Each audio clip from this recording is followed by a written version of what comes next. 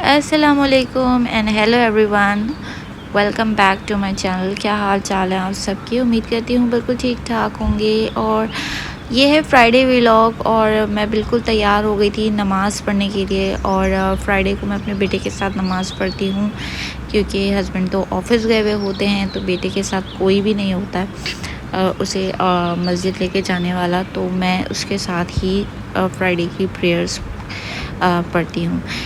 Anyways, आज मेरा इरादा था कुछ डिफरेंट बनाने का, डिफरेंट इन अ सेंस कि फ्राइडे को मैं एहतमाम से ही कुछ ना कुछ बनाती हूँ। तो यहाँ पे आज मैं मटर के चावल बना रही थी और साथ ही साथ ना चिकन का बहुत ही ज़बरदस्त कोरमा तैयार कर रही थी। एंड रबीद भी साथ साथ जो है ना मेरे साथ हेल्प कर रहे होते हैं किचन में। तो यहाँ मैं अनियन को फ्राई करके रख रही थी। और कौरमे का तो सबसे अच्छा सीन ही यही है कि आपकी जितनी क्रिस्पी और जितनी अच्छी प्याज फ्राई हुई भी होती है ना, उतना ही अच्छा कौरमा बनता है।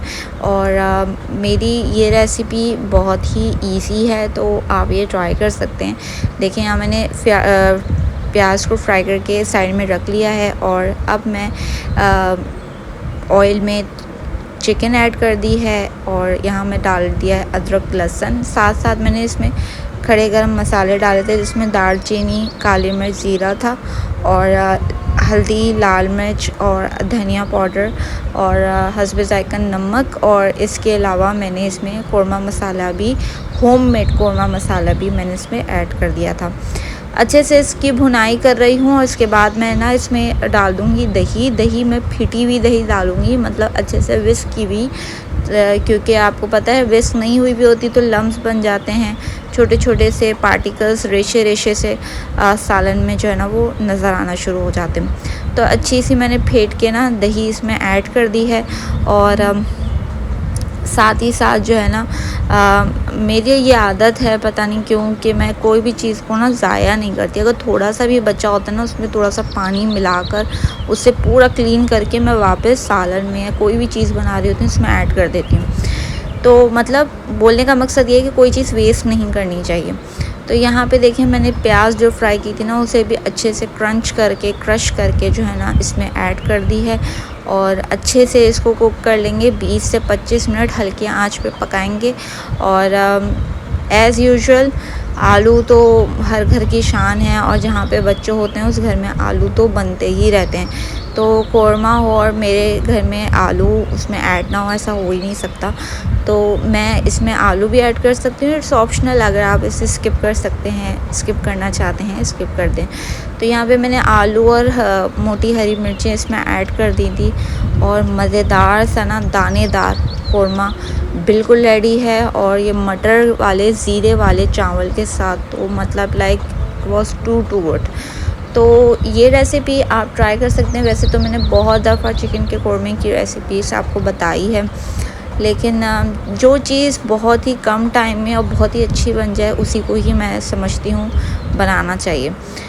और साथ साथ मैं शाम में जो है ना बच्चों के लिए फ़्राइज़ बना रही थी। मैंने एयर फ्रायर लिया है, तो सोचा क्यों ना आप इसको भी ट्राई कर लेना चाहिए।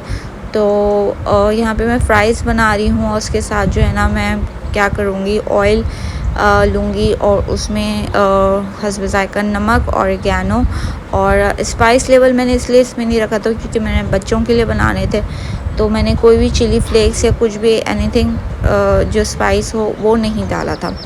साथ साथ नगेट्स भी निकाल लिए थे और मैंने सोचा यही जो है ना ये सब आज मैंने ना ट्राई करने, फ़र्स्ट अटैम्प्ट था ये मेरा एयर फ्रायर का। और इंशाल्लाह बहुत सारी एयर फ्रायर की भी रेसिपीज़ आप लोगों के साथ में शेयर करने वाली हूँ।